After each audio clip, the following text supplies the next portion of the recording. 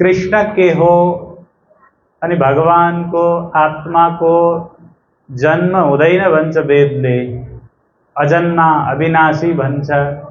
फेरि हामी वर्षै पछि कृष्ण जन्म उत्सव भन्दछौँ।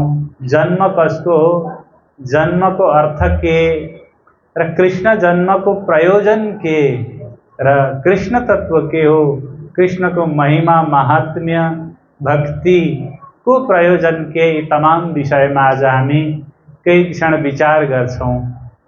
सम्पूर्ण जगतै भगवानबाट उत्पन्न हुन्छ भन्छ वेदले। यतो वा इमानि भूतानि जायन्ते येन जातानि जीवन्ति यम प्रयन्त्य विषम विशन्ति तद् ब्रह्मेति।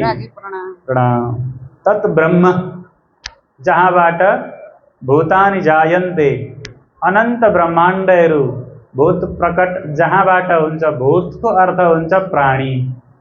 अब भूत पो भने त भनेर फेरि तपाईहरुले तर्साउने खालको नबुझ्नु होला हो। भगवानले शास्त्रमा जहाँ भूत शब्द प्रयोग हुन्छ, गीतामा ईश्वर सर्वभूतानां हृदयेर्जुन तुष्टति। भूत भनेको अर्थ के हो, प्राणी। यतो वा इमानि भूतानि जायन्ते, त्यही भएर भगवान भोले बाबालाई भूतनाथ भनेको हो। सम्पूर्ण प्राणीहरूको चाहिँ मालिक भन्ने अर्थ हो ल। त जहाँबाट सम्पूर्ण सृष्टि उत्पत्ति हुन्छ, त्यो उत्पत्तिको आदि स्रोत, आदि थल, आदि कारण तत्व परब्रह्म परमात्मा कृष्ण हो। त भगवानको जन्म र मान्छेको जन्म अथवा अरू पशु प्राणीहरूको जन्म, मनुष्यको जन्म र भगवानको जन्ममा अन्तर के छ भन्दा, मनुष्य त्रिगुणको अधीनमा छ। सारा प्रकृति केमा छ, त्रिगुण भित्र छ। त्रिगुण भनेको के हो भन्नुस् त, सत्व रज तम, पांच तत्वको अधीनमा छ। पृथ्वी जल तेज वायु आकाश र यो पांच तत्व 25 प्रकृति त्रिगुणको अधीनमा रहेर असत जड दुखात्मक यो संसार छ। संसारमा सबै कुरा असत छ, जड छ अनि यहाँ दुख छ हो।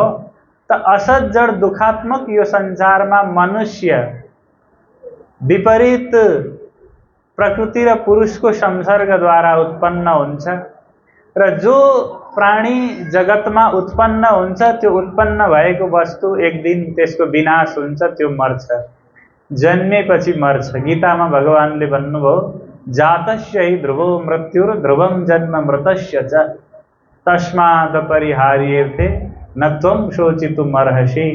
संसारमा उत्पन्न भएको प्रकृति जे बनाइन्छ, हामीले एउटा घडा बनाउँछौँ त्यो फुट्छ, घर बनाउँछौँ त्यो भत्किन्छ, हो कि होइन?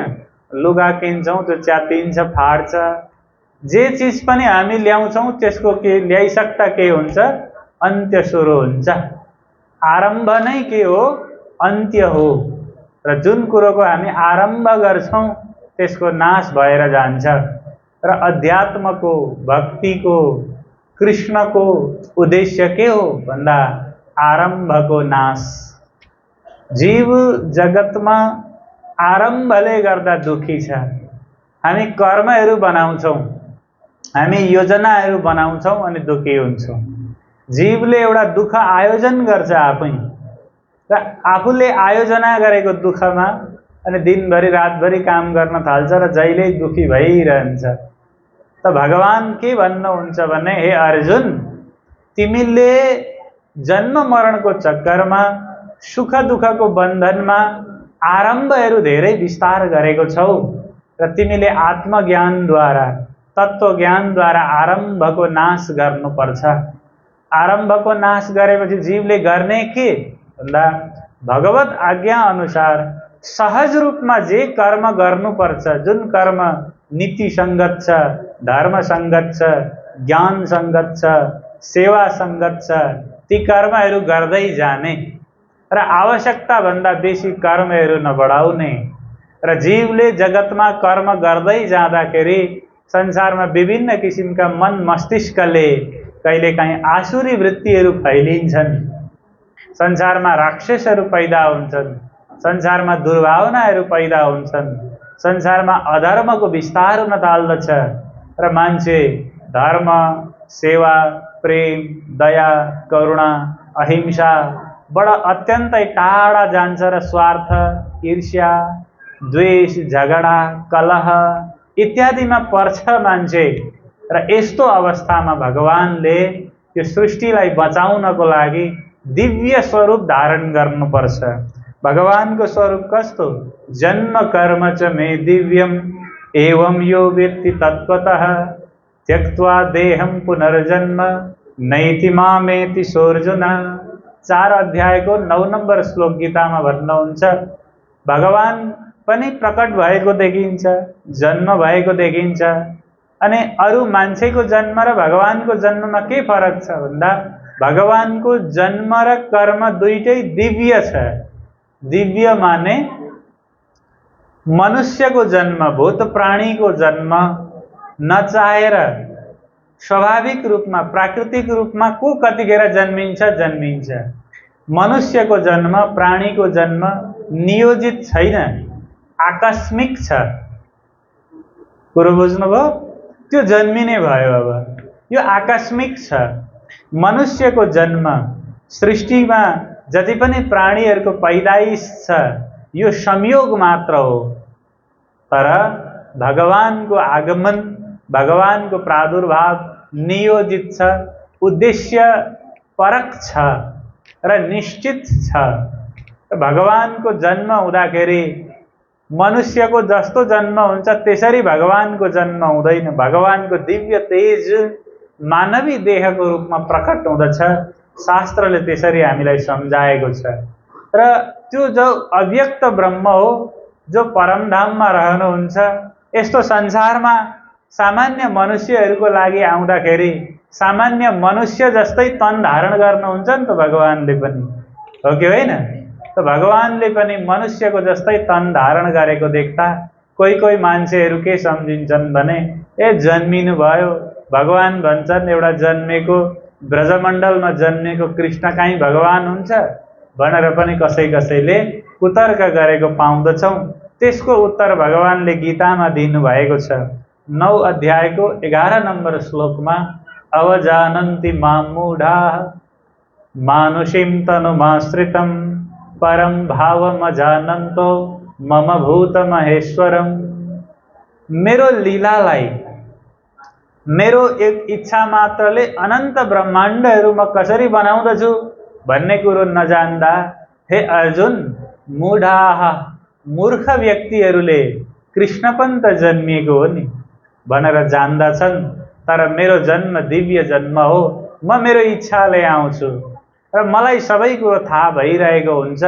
र मनुष्यको उद्धार गर्नको लागि आउँदा म मनुष्य जस्तै देखिन्छु। त्यो मात्रै मेरो पूर्ण रूप होइन। म जब सृष्टिमा देखा पर्दछु, भगवान सृष्टिमा देखा परेको स्वरूप मात्रै भगवानको पूर्ण स्वरूप होइन। भगवानको पूर्ण स्वरूप त भगवानको आफ्नो दिव्य धाममा छ। चिदादित्यं किशोरांगं परे धाम्नि विराजितं स्वरूपं सच्चिदानन्दं निर्विकारं सनातनं।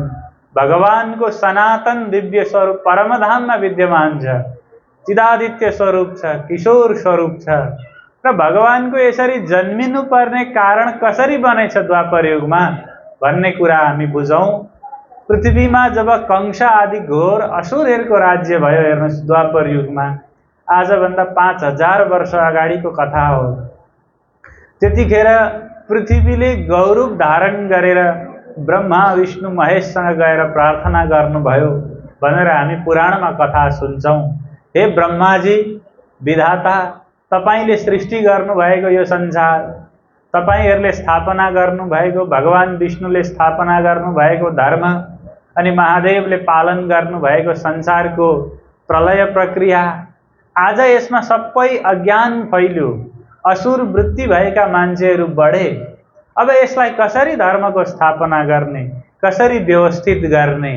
आज मान्छे सबै काम, क्रोध, लोभ, मोहको पछि लागेका छन्।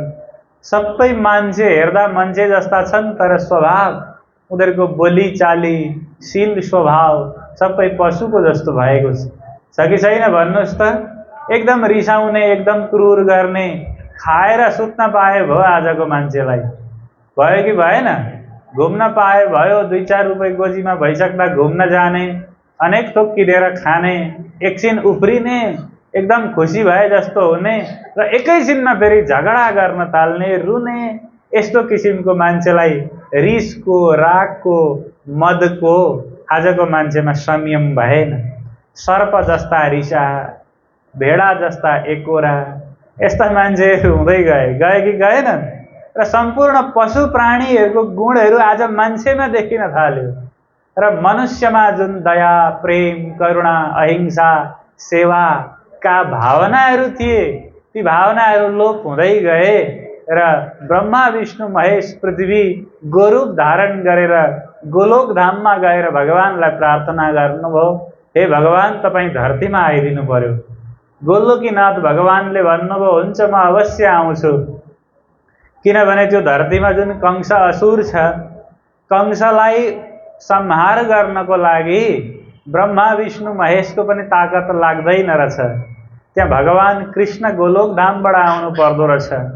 अनि यति मात्रै होइन, 28औं द्वापर युगको समयमा अक्षरातीत परमधामबाट जब यो कुनै सृष्टि संसार केही पनि पैदा भएको थिएन, ब्रह्मा विष्णुश्च रुद्रासुरपतिरमरा नासुरा नैव पृथ्वी नापो नाग्निर्न वायुर्न च गगनतलं नो दिशो नैव काल नो वेदा नैव यज्ञो न च रविशशिनो नो विधिर्नो विकल्पः सज्ज्योति सत्यमेकं जयति तत्पदं सच्चिदानन्दमूर्ते। कतिखेरको कुरो भन्दा ब्रह्मा विष्णुश्च रुद्रासुरपतिरमरा नासुरा नैव पृथ्वी, जब ब्रह्मा विष्णु महेशको पनि उत्पत्ति भएको थिएन, संसारको सृजन गर्ने को भन्नुस् त? ब्रह्माजी। ब्रह्माजी पनि सृष्टिमा उत्पन्न हुनुभएको छैन। त्यतिखेरको कुरो। न वेद प्रकट भएको छ, न 5 तत्व प्रकट भएको छ, न त्रिगुण छ, न 25 प्रकृति छ। त्यतिखेर एकमात्र सच्चिदानन्द परमात्मा श्री कृष्ण आफ्नो परमधाममा राजी, श्यामाजी, सुन्दर साथ, श्री कृष्णजी, राधाजी र सखीहरू, गोपीहरू परमधामको लीलामा हुनुहुन्छ। र परमात्मा श्री कृष्णले विचार गर्नुभयो, यो मेरो परमधाममा त राधाजी र गोपीहरू सहित जहिले नित्य आनन्दको मात्र लीला छ र केही क्षण मेरा सखीहरूलाई, मेरा गोपीहरूलाई, मेरा भक्तहरूलाई संसारको सृजना गरेर एकछिन असज्जड दुःखको खेल हेराइदिनु पर्यो र त्यहाँबाट फर्केर आएपछि परमधामको आनन्द, गोलोकधामको आनन्द अझै बढेर जान्छ भन्ने भगवानले विचार गर्नुभयो र अक्षर ब्रह्मलाई आदेश गर्नुभयो। अक्षर ब्रह्म भनेको अक्षरातीत परमात्मा श्री कृष्णको सत स्वरूप हुनुहुन्छ र अक्षर ब्रह्मले अनन्त ब्रह्माण्डको सृजन गर्ने आज्ञा हिरण्यगर्भलाई दिनुभयो। अनि यस्ता 14 लोक ब्रह्माण्ड, करोडौं ब्रह्माण्डहरू यो महाआकाशमा भगवानको मायाले बनिए। हेर्नुहोस् त ब्रह्मवैवर्त पुराणमा कृष्णबाट कसरी सृष्टि भए भन्ने कुरो बताएको छ। वन्दे कृष्णं गुणातीतं परब्रह्माच्युतं यतः आविर्बभूव प्रकृतिः ब्रह्मा विष्णु शिवादयः। वन्दे कृष्णं गुणातीतं, त्यस्तो गुणातीत परब्रह्म कृष्णलाई वन्दे माने नमस्कार छ, प्रणाम छ। आविर्बभूव प्रकृतिः, भगवानको इच्छा मात्रले प्रकृति उत्पन्न गराउनु भयो। अनि ब्रह्मा विष्णु शिवादयः, प्रकृतिभित्र ब्रह्मा विष्णु महेशले 14 लोक ब्रह्माण्डको माइक जगतको रचना गर्नुभयो। त भगवान त मायादेखि नित्य पर हुनुहुन्छ। हेर्नुहोस् त मायादेखि पर रहेको परमात्मा श्री कृष्ण पनि आफ्ना ब्रह्मप्रियहरूलाई, गोपीहरूलाई आनन्द दिलाउनको लागि यो मायामय जगतमा आउने कारण बन्यो। कहिले? 28औं द्वापर युगमा। यो 28औं द्वापर, 28औं कली भन्छन्। यो के भनेको? साधारण भक्तजनले बुझ्दा भन्दा यो सृष्टिमा ब्रह्माजीको आयुलाई केन्द्रमा राखेर सृष्टिको काल गणना हुन्छ।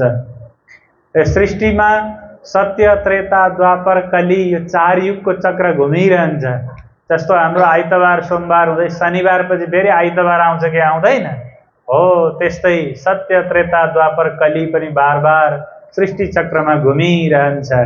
र यो सृष्टि चक्रमा ब्रह्माजीको एक दिनमा 1000 खेप चतुर्युगी घुम्छ भनेर शास्त्रमा बताएको छ। 1000 चोटि, एकचोटि मात्रै होइन, कति चोटि घुम्दो रहेछ? 1000 चोटि।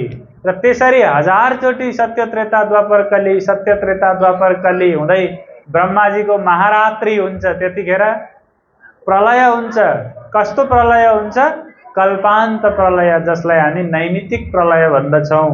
र त्यसपछि फेरि सृष्टि हुन्छ। हेर्नुहोस्, यसरी सृष्टि हुँदै नैमित्तिक प्रलय हुँदै, सृष्टि हुँदै नैमित्तिक प्रलय हुँदै ब्रह्माजीको 50 वर्ष व्यतीत भयो। भक्तजन ध्यान दिनु होला। र ब्रह्माजीको दोस्रो परार्ध 51औं वर्षको अब फेरि सृष्टि चक्र घुम्न सुरु हुँदाखेरि कतिचोटि अहिलेसम्म सृष्टि बन्यो भन्नुहोस् त? कतिचोटि सत्ययुग आयो, कतिचोटि द्वापर आयो, कति कली आयो। भगवानका अवतारहरू कति भए हो? कति मनुष्य जन्मे, कति काठमाडौँ बन्यो, कति रेलगाडी बन्ने, कति हवाईजहाज बन्ने हो, ती सबै ध्वस्त भए। कति राजा महाराजा आए, यहाँ हराए गए, कसैको हिसाब छैन यो महान सृष्टिमा। यो महान विशाल सृष्टिको दृष्टिले हेर्ने हो भने तपाईँ हाम्रो जीवन एउटा के हो हेर्नुहोस् त? त्यो पानी परेको बेला निक्लिन्छ नि चिचिमिरा किरा, हो त्यस्तै हो एउटा मनुष्य पनि यो सृष्टिमा। उसको केही महत्त्व छैन, जहाँ गयो त्यहाँ हराउँछ। हेर्नुहोस् त, भगवानको मायाले आज यो सृष्टि अडिएको छ। यसरी फेरि 28औं दोस्रो परार्धको सत्य त्रेता द्वापर कली, सत्य त्रेता द्वापर कली घुम्दै घुम्दै घुम्दै सृष्टि चक्रको जब 28औं द्वापर युगको समय आयो। अहिले चाहिँ कुन युग हो त भन्ने हजुरहरूलाई लाग्छ भने म भन्दछु, अहिले 28औं कलियुग हो। अहिले कुन युग अरे? 28औं कलियुग। अब कलियुग सकेपछि फेरि सत्ययुग सुरु हुन्छ हो। त 28औं द्वापर युग आजभन्दा 5000 वर्ष अगाडिको समय आयो। त गोलोकीनाथ भगवान श्री कृष्णले पृथ्वीलाई, ब्रह्मा विष्णु महेशलाई आश्वासन दिनुभयो, वसुदेव गृहे साक्षात् भगवान पुरुष पर जनिष्यते तत्प्रियार्थम संभवन्तु सुरस्त्रियः। श्रीमद् भागवतमा यी प्रसङ्गहरू आउँदछन्। वसुदेवलाई आधार मानेर भगवान पुरुष पर, परम पुरुष परब्रह्म परमात्मा एउटा कारण बनाएर सृष्टिमा आउन त कारण चाहिन्छ नि त। र जनिष्यते तत्प्रियार्थम, आफ्ना ब्रह्मप्रियहरूलाई खेल देखाउन र कंस आदि गरिएका असुरलाई संहार गर्न अनि धर्मको स्थापन गर्न भगवान आउनुको कई कारणहरू हुँदछ। भगवान एउटा कारणले आउनुभयो भने पनि त्यसले कयौं कार्य गर्दछ। हेर्नुहोस्, हामीले घाम लागेको बेला धान सुकायौं भनेदेखि हाम्रो लागि पो धान सुकायौं त। त्यसले सृष्टिमा के सुकाइरहेको हुन्छ नि। कसैलाई त्यसले सोलरबाट चार्ज दिइरहेको हुन्छ हो, कसैले त्यो घामबाट चाहिँ अरू कामहरू सिद्ध गरिरहेको हुन्छन्, प्रकृति हराभरा भइरहेको हुन्छ कि हुँदैन? त एउटा मनुष्यको लागि आफ्नो बुद्धिले भ्याएको काम मात्रै उसले देख्छ, तर भगवानको आगमनका अनन्त प्रयोजनहरू रहन्छन्, अनन्त जीवका अनन्त इच्छाहरू छन् भक्तवृन्द। र यसरी भगवानको आगमनको प्रयोजन भयो। 28औं द्वापरमा वसुदेव र देवकीलाई जब कंसले आफ्नो कारागृहमा बन्दी बनाए, यो कथा हजुरहरूले भागवत पुराण आदिमा श्रवण गर्नु भएको छ। जब वसुदेव र देवकीलाई विवाह गरेर स्वयं कंसले लिएर जाँदै थिए, त्यतिखेर आकाशवाणी हुन गयो, कृष्ण कन्हैया लाल के। हे कंस, जसलाई तिमी मेरो बहिनी ज्वाइँ भनेर माया गरेर लाँदैछौ, तिनकै 8औं गर्भबाट तिम्रो वध हुन्छ, तिम्रो संहार हुन्छ भन्ने आकाशवाणी भयो। कंस भयभीत भएर वसुदेव र देवकीलाई आफ्नो जेलमा राख्दछन् अनि जन्मिएका प्रत्येक सन्तानलाई उनले वध गर्दै जान्छन्, जसले गर्दा उसको पापको घडा भरिँदै जान्छ। र जब भगवानको आगमन हुन्छ भाद्र कृष्ण अष्टमीको रात्रिको 12 बजेको समयमा भगवान चतुर्भुजी स्वरूप त्यहाँ प्रकट हुनुहुन्छ भक्तजन। र चतुर्भुजी स्वरूप भगवान विष्णु प्रकट भएर वसुदेव र देवकीलाई दर्शन दिँदा वसुदेव र देवकीले प्रणाम गर्नुहुन्छ, प्रभु हजुरलाई त हामीले पुत्रको रूपमा कामना गरेका हौं, यत्रो विशाल स्वरूप चतुर्भुजी रूपमा आउँदा हामीले कसरी हजुरको सेवा गर्नु भन्दा कुरो यसो छ, यसपालिको 28औं द्वापरको यो लीलामा अक्षरातीत परमधामबाट अक्षरातीत श्री कृष्ण गोलोकीनाथ भगवानको माध्यम बनाएर धरतीमा आउँदै हुनुहुन्छ।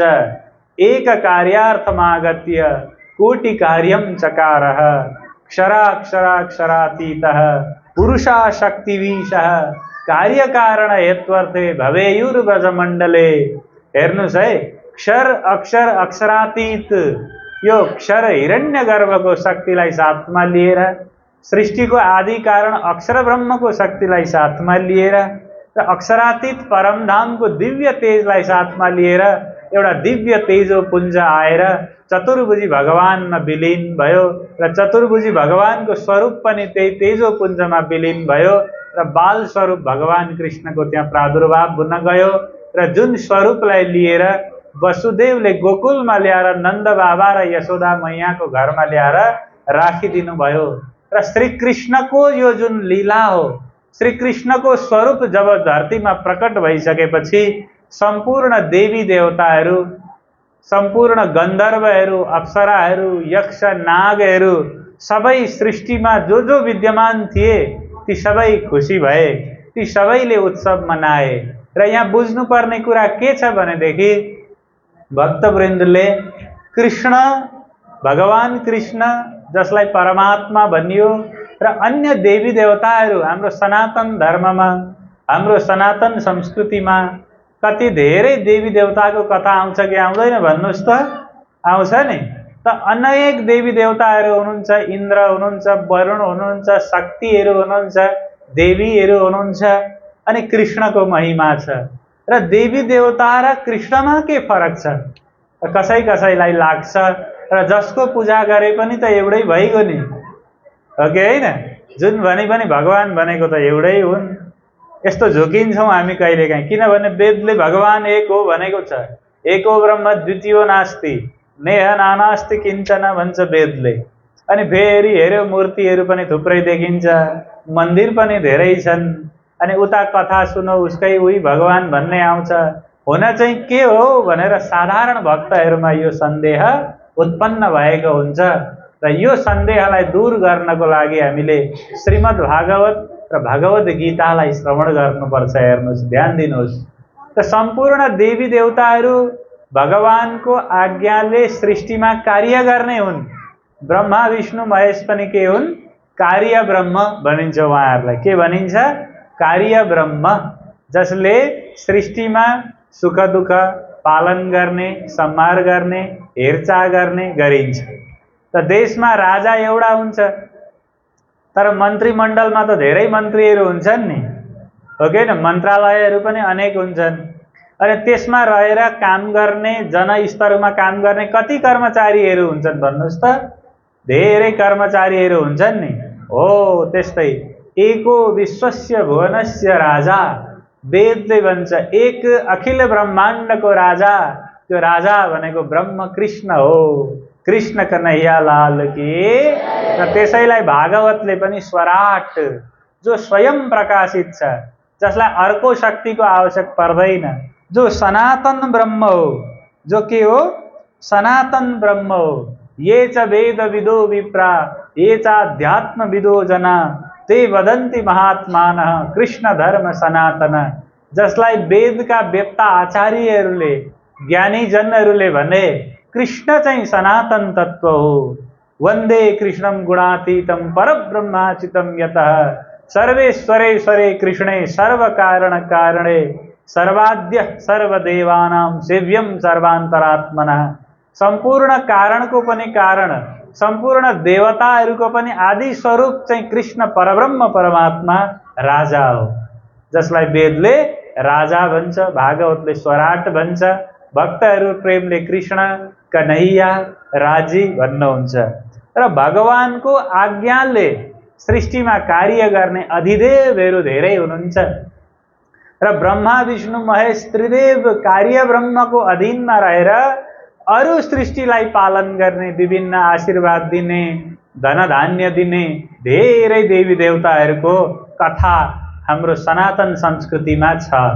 र उहाँहरूको सृष्टिमा कार्य के हो? सृष्टिको रक्षा पालन गर्नु। त श्रीमद् भागवतको द्वितीय स्कन्धमा यो कथा आउँदछ। हेर्नुहोस् भक्तवृन्दहरू, त्यहाँ सुखदेवजी महाराज राजा परीक्षितलाई उपदेश गर्दै भन्नुहुन्छ, प्रभु संसारमा मान्छे भक्ति गरेको, धर्म गरेको भन्दै विभिन्न पाठ पूजामा छन्, नुहाइधुवाइ गरेका छन्, व्रत बसेका छन्, विभिन्न मन्त्रहरू लिएका छन्, जप्दै छन्। यिनीहरू सबैले धर्म गरेको के गरेको हो वास्तवमा? के सबैलाई मुक्ति प्राप्त हुन्छ? र मुक्तिको चाहिँ बाटो के हो, मोक्षको मार्ग के हो भनेर सुखदेवजी महाराजलाई राजा परीक्षितले सोध्नुहुन्छ। त यस्तो छ, कामना अनुसारको फल जीवले संसारमा पाउँछ।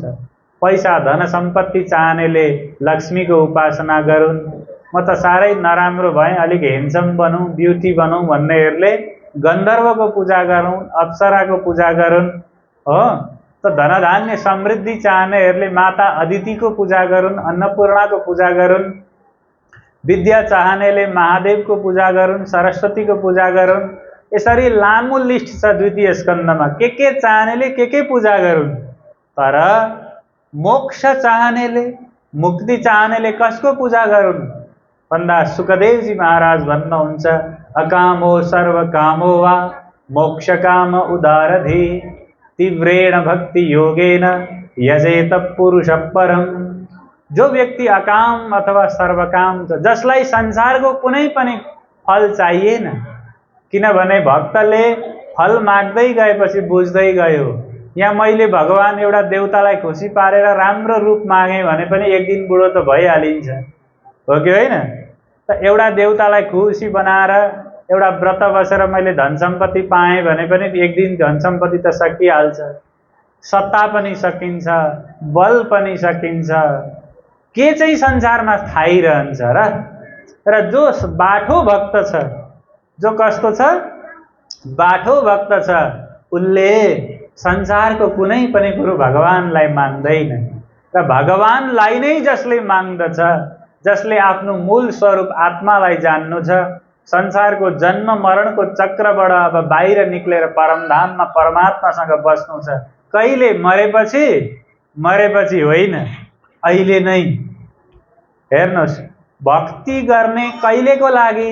अहिलेकै लागि हो। हेर्नुहोस्, किनभने तपाईँलाई आज ज्वरो आएको छ, तपाईँलाई अर्को वर्ष सिटामोल दिइनेछ भन्दा हुन्छ? हुँदैन नि त, अहिले दिइहाल्नु पर्यो नि त।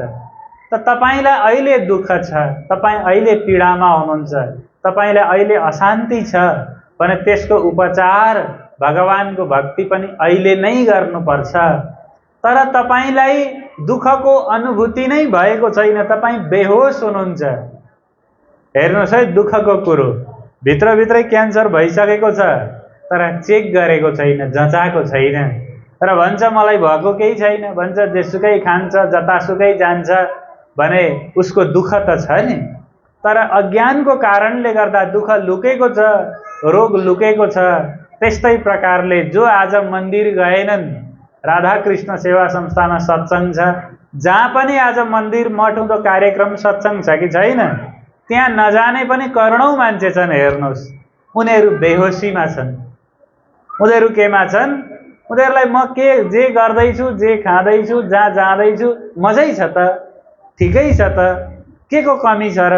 तिमीहरू मन्दिर जाँदा के भो, भजन गर्दा के भो, सत्सङ्ग सुन्दा के भो भन्ने पनि छन् कि छैनन्? करोडौँको सङ्ख्यामा छन् नि। त उनीहरूलाई भवरोग लागेको छ, बेहोस अवस्थामा छ जीव। उसले साँच्चै विचार गरेर हेर्ने हो भने आज मैले भजन भक्ति नगरी, कृष्णको बारेमा नसोची, सत्सङ्ग सेवा प्रेम करुणाको बाटोमा नहिँडी के म साँच्चै खुसी छु भनेर 10 मिनट विचार गर्ने हो भने त्यो जीवमा अनेक इच्छा, कामना, वासना, चाहना, मोह, मायाको पीडा छ। मान्छेलाई खुसी पार्न कुदिरहेको छ, हो कि होइन? कोही साउलाई खुसी पार्दैछन्, कोही बोसलाई खुसी पार्दैछन्, कोही प्रेमी प्रेमिकालाई खुसी पार्दैछन्, कोही आफन्तलाई खुसी पार्दैछन्, कोहीलाई कसैलाई के देखाउनु छ, कोही कसका लागि कुद्दैछन्। हेर्नुहोस्, कोही पनि आफ्नो केन्द्रमा छैन। संसारमा प्रत्येक जीव दुःखमा छटपटाइरहेको छ र संसारमा सुरमुनिदेखि भुसुनासम्म यही खेला छ। मान्छे मात्रै होइन, मान्छेले जुन इन्द्र वरुण यमको आदिको उपासना गर्छन्, देवी देवताहरू पनि विभिन्न कार्यमा संलग्न छन्। र यो सारा जन्म मरणको सुख दुःखको पीडामा रहेको जीव समुदायको एकमात्र उद्धार कतिखेर हुन्छ? भगवानको भक्ति गर्नाले। तीव्रेण भक्ति योगेन यजेत पुरुष परम। भक्ति चाहने, मुक्ति चाहने मनुष्यले चाहिँ तीव्र प्रेमले भगवानमा प्रेम गरेर एक कृष्णमा अनन्य भाव राखेर प्रार्थना गर्छ, स्तुति गर्छ र म कृष्णको अभिन्न अंश हुँ भनेर हिँड्दछ भनेदेखि त्यो व्यक्तिले मुक्ति प्राप्त गर्दछ। र मुक्तिदाता, मोक्षदाता चाहिँ परमात्मा कृष्ण हो। अन्य देवी देवताको हातमा मुक्ति हुँदैन, फल हुन्छ, आशीर्वादहरू हुन्छ, बुझ्नुभयो नि। तर मुक्तिको विषयमा प्रश्न गर्यो भने हे प्रभु हामीलाई मुक्ति दिनुहोस् भन्दा मुक्ति दिने त हाम्रो विभाग होइन। किनभने तपाईँ अर्थ मन्त्रालयमा गएर शिक्षाको कुरो गर्दा हुन्छ? यो त हाम्रो विभाग होइन भन्छन् कि भन्दैनन्? एउटा सानो नगरपालिकामा वडामा त आफआफ्नो विभाग हुन्छ। त्यस्तै प्रकारले देवी देवताहरू आफआफ्नो विभागमा काम गर्नुहुन्छ र उहाँहरूलाई कार्य ब्रह्म भनिन्छ र परमात्मा भनेको राजा हो। त्यसो भए तपाईँहरूले सोच्नु होला, त्यसो भए कृष्ण भक्ति गरेपछि त अर्थोक नमिल्ला नि त? धन सम्पत्ति, रुपियाँ पैसा, मान पदवी, सत्ताहरू, अरू विभाग त हट्यो। जसको राजासँग चिनजान छ त्यसको अरू काम बन्छ कि बन्दैन? यसो सोच्नु त। उसले त झन् कार्यालय जानै पर्दैन हो, घरमै लाइसेन्स आउँछ कि आउँदैन? जनताहरू बिचाराहरू लाइनमा बसेर दुःख पाइरहेका हुन्छन्। त्यहाँको ठुलो मान्छेलाई जसले चिनेको छ उसको के हुन्छ? दुःखै पाउँदैन। किनभने भगवानले गीतामा भन्नुभएको छ अनन्यश्चिन्तयन्तो मां ये जना पर्युपासते तेषां नित्याभियुक्तानां योगक्षेमं वहाम्यहम्। जसले मेरो अनन्य चिन्तन गर्छ, कृष्ण नै सबै थोक हो, कृष्ण नै सर्वस्व हो भनेर जान्छ भने भगवानले नै उसको योगक्षेम हेरिदिनुहुन्छ, भगवानले नै उसको राज्यको सुरक्षा गर्नुहुन्छ। उसलाई के चाहिन्छ? अब तपाईँहरूले फेरि दिमाग लगाउनु होला, ए त्यसो भए म कृष्ण कृष्ण भन्छु अनि मलाई के हुँदो रहेछ भनेर सकाम भावनाले तपाईँले कहिल्यै पनि भगवानको भक्ति नगर्नुहोस्। तपाईँले निष्काम भावनाले, निष्काम भनेको फल वरदान भाकल नचाहिकन, संसारको केही माया ममताको लोभ नगरिकन भगवानमा प्रेम भक्ति भनिन्छ। के भनिन्छ? प्रेम भक्ति। गोपाल प्रकटवाणी लिएर आऊ त। प्रेम भक्ति र सकाम भक्ति दुई खाले छ, हेर्नुहोस् है। त प्रेम भक्ति भनेको कस्तो हो भन्दा मैले मेरो सर्वस्व कृष्णलाई अर्पण गर्नु, कृष्णलाई दिनु। प्रेममा कामना हुँदैन। हेर्नुहोस्, प्रेम र माया दुईटा कुरो छ। कृष्णको सन्दर्भमा हामीले यो बुझ्नु पर्दछ। मायामा कामना हुन्छ, लोभ हुन्छ, ईर्ष्या हुन्छ र कन्डिसन हुन्छ।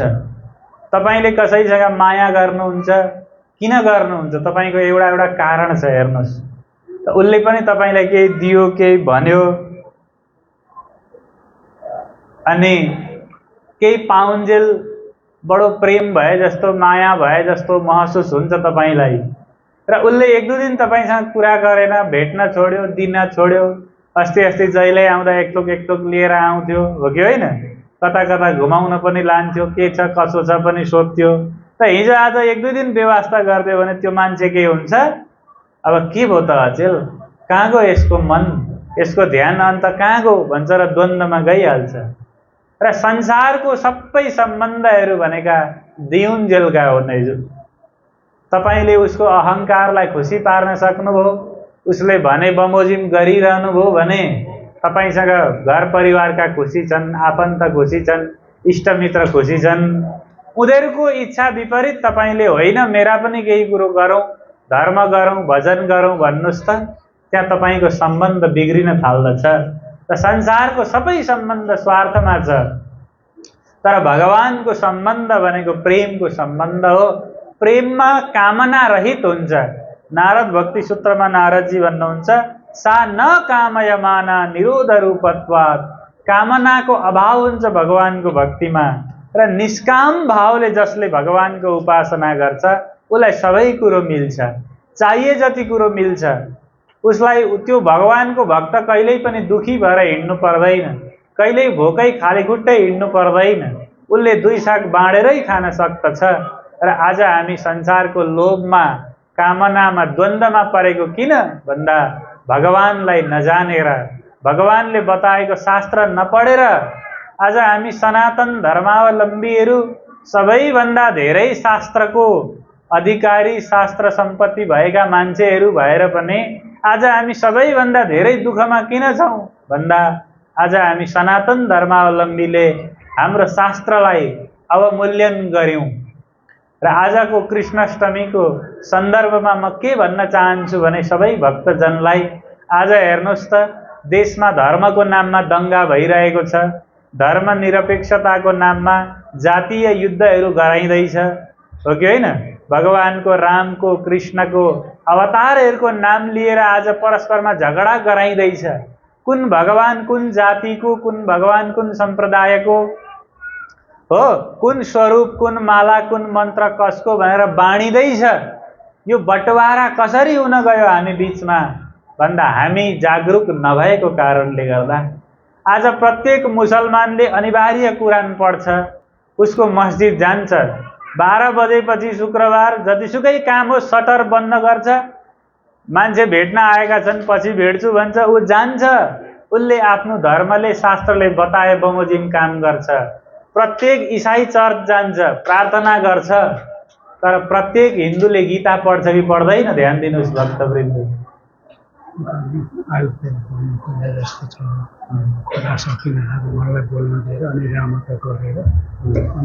अनि चाहिँ प्रकटवाणी गरेर हुन्छ। कृष्ण कन्हैया लाल की।